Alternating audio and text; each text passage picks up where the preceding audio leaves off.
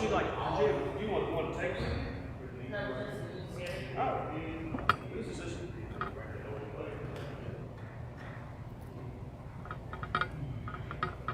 Who's that red?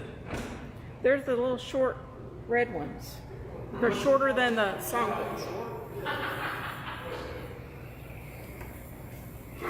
Here's one. I got one. Nobody talks like that. Except Mark. I'll find you one, Jim.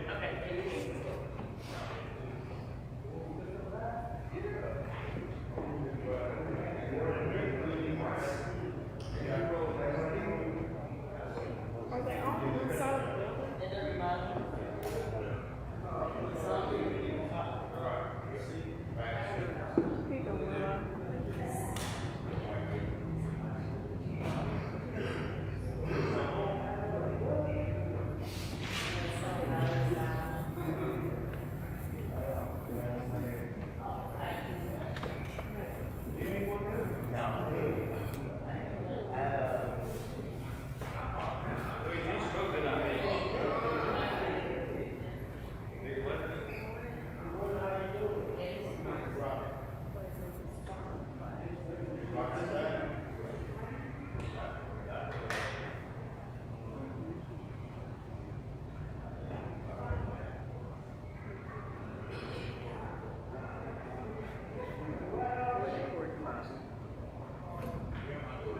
Good morning. We'll start. Feel the not only the light dimming, but the seasons are changing kind of before our eyes. It's getting to be fall after what felt like a really long summer. Maybe it'll cool off. But that's appropriate because that's what I want to talk about today is times and seasons. Now, over the last several weeks, we've been thinking about the mission of Jesus as restoring the kingdom of God.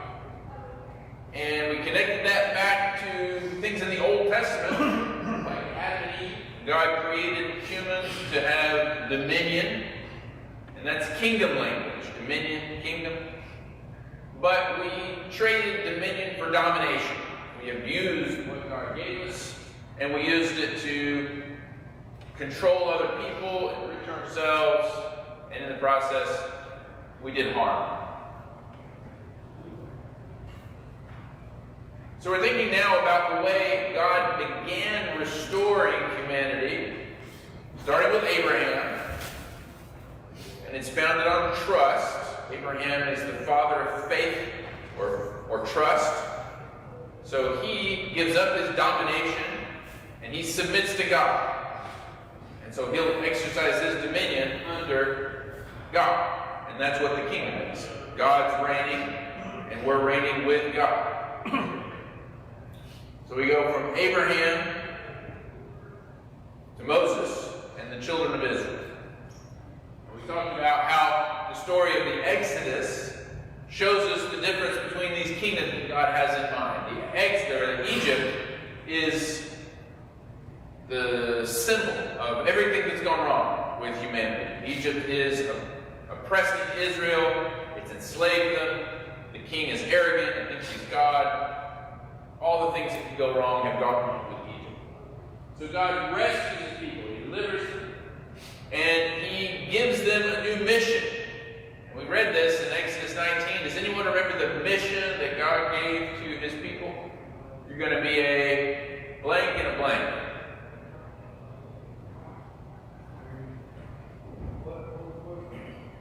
What's God called Israel to be? What's Israel's mission? They are going to be free. Actually, that's one way you can put it. Yep. But in that verse in Exodus 19, there's two little phrases. You're going to be not a great nation, but some kind of nation. A what? That's another way you can put it. A holy nation. Yeah. Maybe there's a difference between holiness and greatness, right? Egypt's a great nation, but Israel's going to be a holy nation. might be worth paying attention to. You're going to be a holy nation, and then there's another little phrase. Are you there, Alice? What, Exodus 20? No, 19. The holy nation and a kingdom of priests. Kingdom of priests. Holy nation. You're going to be different from all the other nations because you're going to be my people. Kingdom of priests. You're going to be a priest. That means you're going to represent me to the nations.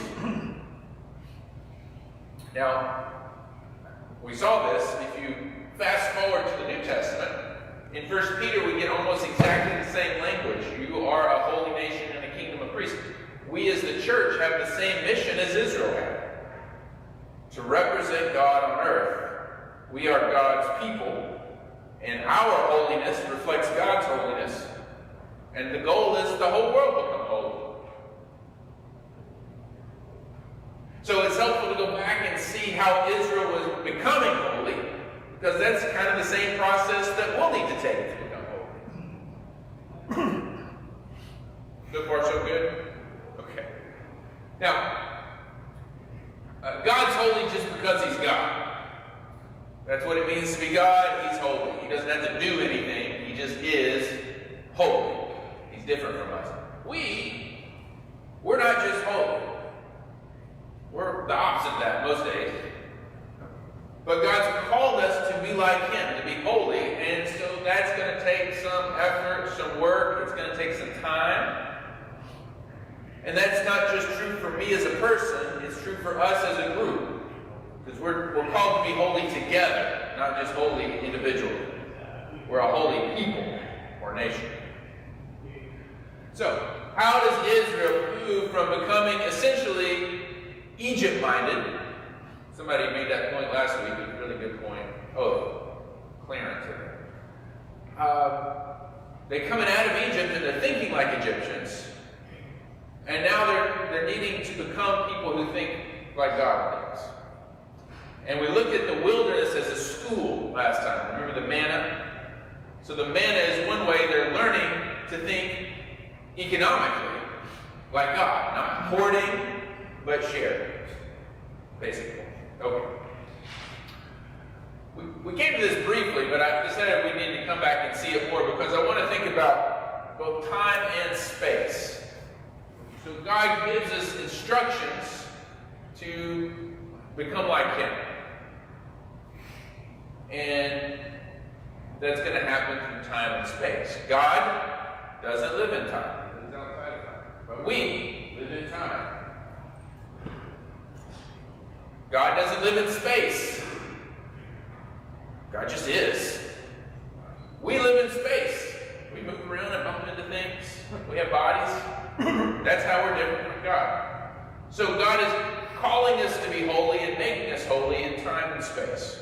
And the Old Testament actually has a lot to say about this sort of thing, time and space. So, let's start by thinking about the world as we experience it. Let's see. Is there any time that you can't go to Walmart? I don't mean like because you're busy or something, but like on Walmart sale.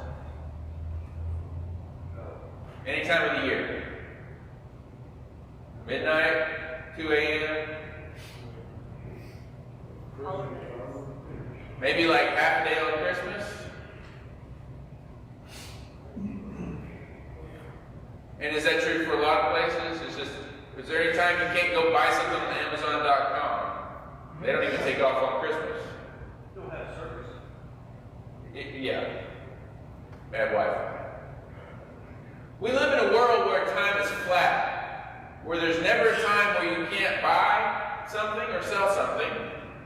And the flip side of that, and some of you know this because you work poor jobs, bad jobs, there's never a time when you can't be called into work. If you're at a place like Walmart, they can say, you come in at midnight, you come in at 3 a.m., or Taco Bell, or whatever it is. Because we live in a 24/7 world, right? What that means is for our world, there's no time that's holy. There's no time that's sacred. It's all just flat. Now, anybody that's ever worked a night shift, why is that kind of rough on the body to work all night, try to sleep in the day?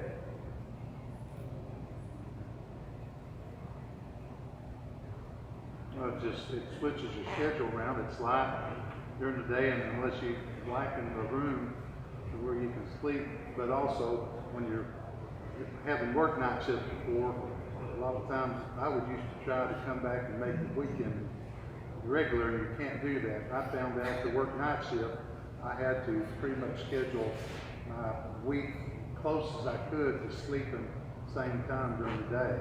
Yeah. I felt better at night, so it was a reversal. So something like a night shift is hard on your body because you're, moving back and forth. And it's hard on your social life, your family life, because you're out of sync with other people who are awake in the day and asleep at night. Or awake at night and asleep in the day. It's harder to be a human when you're fitting your life into their schedule. If you've ever been called in to work on a holiday, Thanksgiving or Christmas or one of these holidays, why is that hard?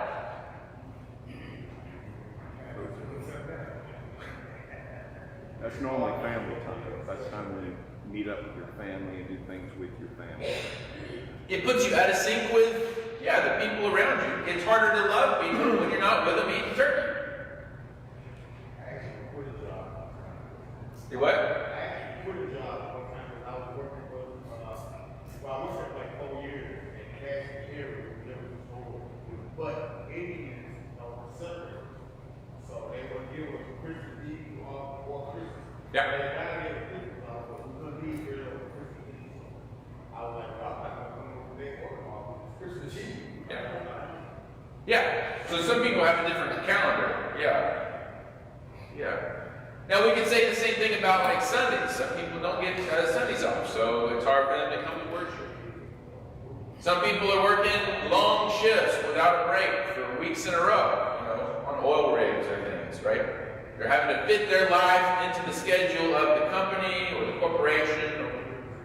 And sometimes that's necessary, right? We need nurses that are at hospital 24 hours a day. So it is necessary sometimes. My point here is that in our world, for the most part, no time is holy. Anytime you can be asked to do something. But in Scripture, certain times are set aside as holy, which means you can't do certain things in those times. They're protected. And why are they protected? So that you can get the rest that you need, and so that you can be with the people that you love. And it turns out those are two important things to help us be like God. Is when we're rested and healthy, and when we're with the people that we love. So we can think about, we'll just call it factory time. That's a generic word, but factory time, where it doesn't matter if it's light or dark, day or night, Christmas or March the 3rd, doesn't matter what day it is, it's all just factory time, right? Clock in, clock out, clock in, clock out. And let's contrast that with what it means to be human. So we've already kind of brought this up, but what are some rhythms that are built into our world? Most basic one of all. Light and dark. Day and night, light and dark. Genesis 1:14, God makes the sun and the moon, and it says he separates the times, the day and the night. He separates the seasons. Right? So God builds into our world these rhythms, these patterns of time. And our bodies are kind of created to go with those rhythms. We're made to be awake in the day and asleep at night. There's exceptions. But we work the best when we're awake in the day and asleep at night. And what about the other rhythms that are built into the world? Seasons. Seasons, yeah. So what kinds of things happen in the fall season? Normally. Well, more time it's dark, less time it's light. It's getting darker. What do you say? The leaves are falling. The lights are changing. What's coming in from the fields? Harvest. Pumpkins and apples and corn. Yeah, it's getting cooler, hopefully. So typically the fall would be a time where you work a lot because you're bringing things in, right? And you're storing it up. You're getting ready for winter. And that's a season of dark, cold. And when you stay in the house and you don't do a whole lot, you sleep more in the winter. Bears sleep a lot in the winter. We're made to sleep a little more than too. It's darker longer. And then in the spring, the days get longer, and you got to go out and you got to work more because in a traditional society, you're planting things, right? So we don't live in a farming culture for the most part, and that doesn't all translate over. But the point is, we're built to have different rhythms. There's some parts of the year where we may rest more, and some parts where we may work more. It's not always the same all the time. Right? So our kind of 8-hour workday, which is not a bad thing, but it's kind of artificial. It's kind of artificial. We're squeezing ourselves into this system. And we can talk about other kinds of rhythms too, right? Your bodies have rhythms, right? Women probably are more aware of this than men. So every month, what happens to a woman when she's in the reproductive phase of her life? Menstruation, yeah. Your body's doing different things during that period. And so, does your workplace care? How do people adjust to the different things going on with bodies? We can also talk about pregnancy, right? When you're pregnant, things are different in your life. Those are natural rhythms connected to our bodies, natural rhythms connected to the earth. Okay, so God created all those. We've created a world which largely disregards those, sometimes for good reasons, sometimes not, sometimes for greed reasons. But when we start to see what God invites Israel to, we see God giving us a new rhythm.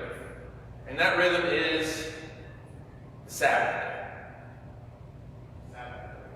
Sabbath day rhythm, yeah. So if I can get someone to read Exodus 28 through 11, this is from the 10 Commandments. Here, let me give you the microphone. I don't care. You got it?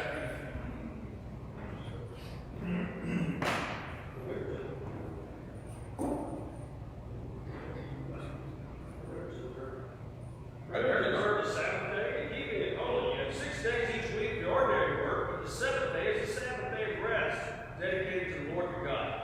On that day, no one in your household may do any work. This includes you, your sons, your daughters, your male and female servants, your livestock, and any foreigners living among you. For in 6 days the Lord made the heavens, the earth, the sea, everything in them. But on the 7th day he rested. That's why the Lord blessed the Sabbath day and set it apart as holy. Incredible.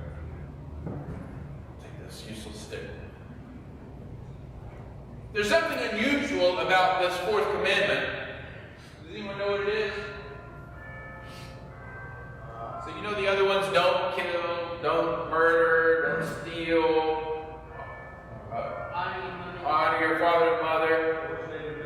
Yeah, but this one's different.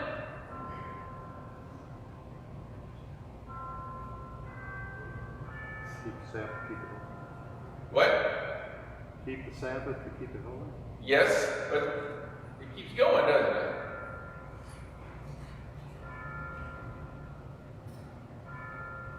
The rhythms.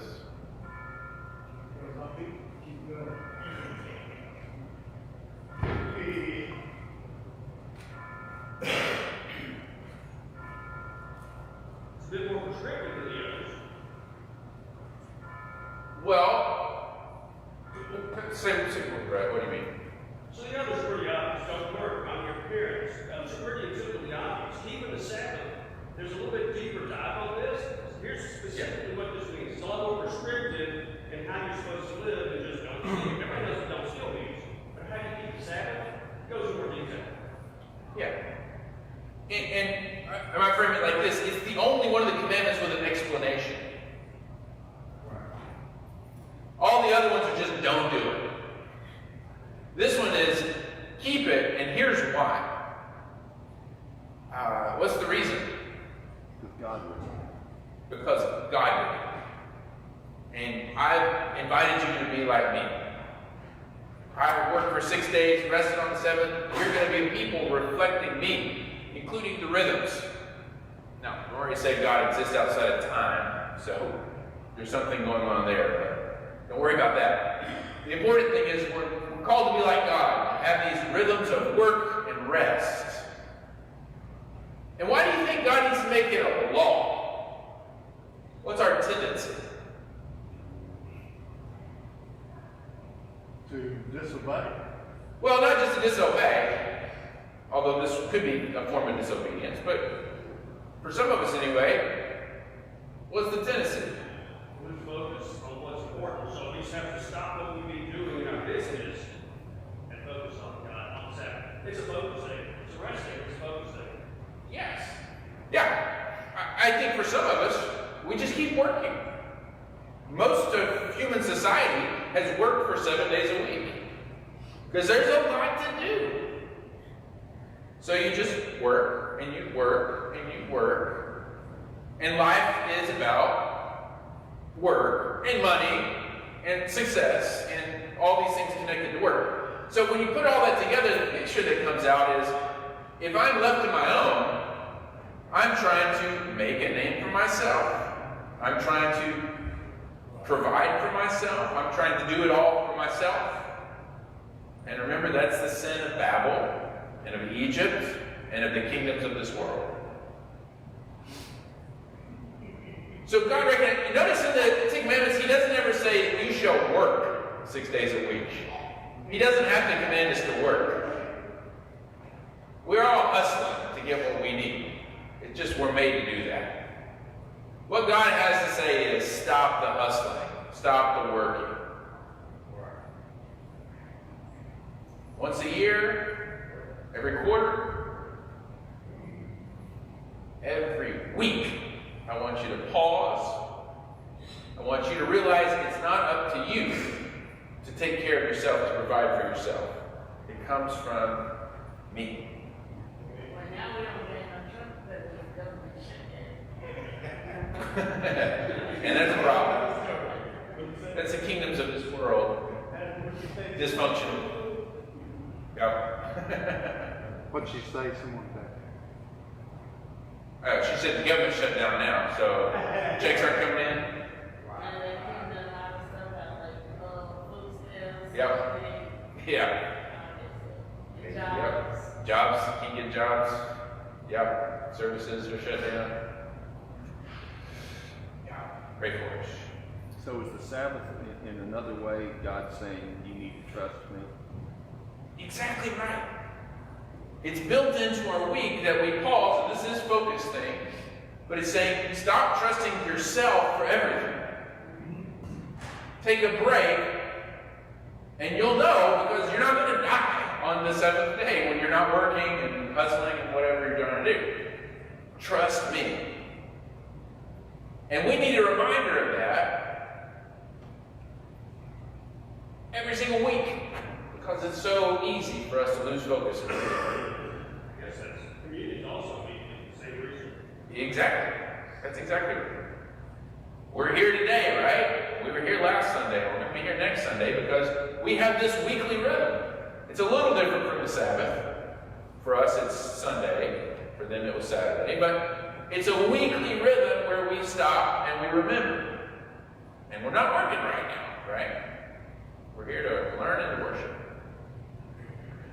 So the Sabbath becomes one way in time where we become more like God, learning to trust Him, not ourselves, handing it over to Him.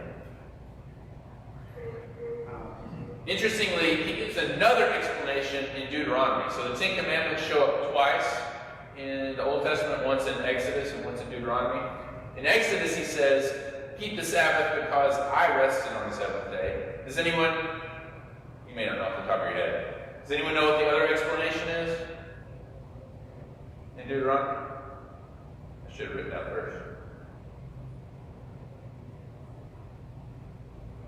The second explanation is you were slaves in Egypt.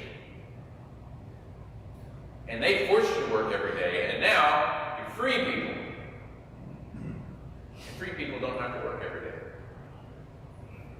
So, get two different explanations. And it's not just about you being free, it's about remembering that God freed you. Again, who's the source of the goodness?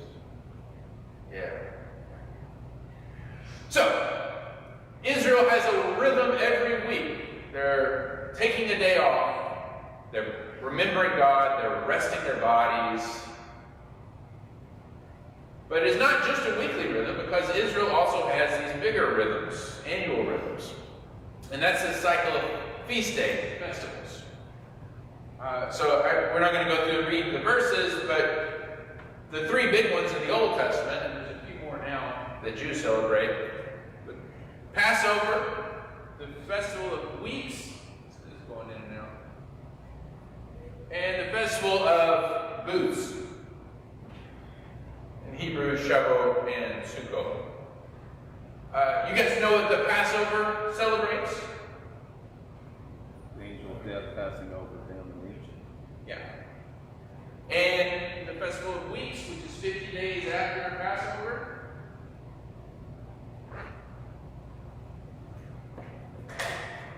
So this is the Exodus.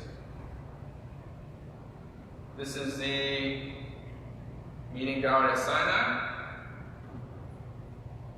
And then the Festival of Booths, which happens in the fall usually, is remembering God's provision in the wilderness. That's why they build these little booths to remember. They kind of act it out every year. Now, these all remember these moments in sacred history where God saved the people in one way or the other, right? But they're built on earlier holidays. So God didn't just invent them. He actually fits these into the rhythms of the yearly cycle. So this is a festival where the lambs were slaughtered in the early spring. This was a festival that was connected to the early harvest. I think it was grapes. I don't know what they harvest early. And this is a fall festival, and it's a later harvest. So these are agricultural holidays that were already being celebrated, and then they're overlaid with this additional meaning. So it's a kind of nice bringing things together. We're remembering God taking care of us in the harvest. And we're also remembering that specific time in our history when God saw us through the wilderness. And as Christians, we actually layer something else on top of this. Right? So for Christians, I got it right on. What gets layered on top of the Passover and so on? What? Cupcake. You can eat a cupcake. Communion. Not communion. It's an annual festival.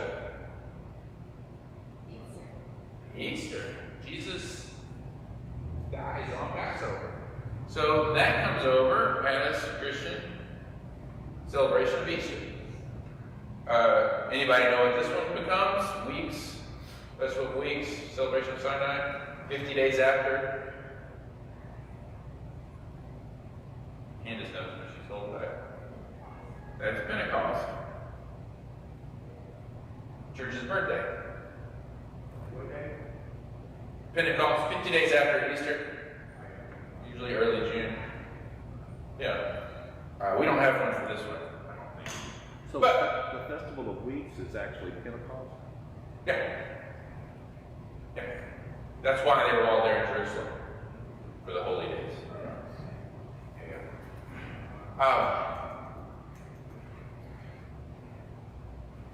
So how do we as Christians, we talked about as Christians, we continue to order our week by taking this time together, right? We have a rhythm. But what about our Christian year? Do we have a rhythm for that? Well, we do have a rhythm, Christian or not. So all of us have rhythms. It's just a matter of are they Christian rhythms or are they something else? I suspect all of us, or most of us, have what I like to call the hallmark rhythm. Hallmark rhythm are we have certain days when we have to buy Hallmark. Right? What are the Hallmark holidays? Birthday. Birthdays, yeah, that's a special one. Valentine's.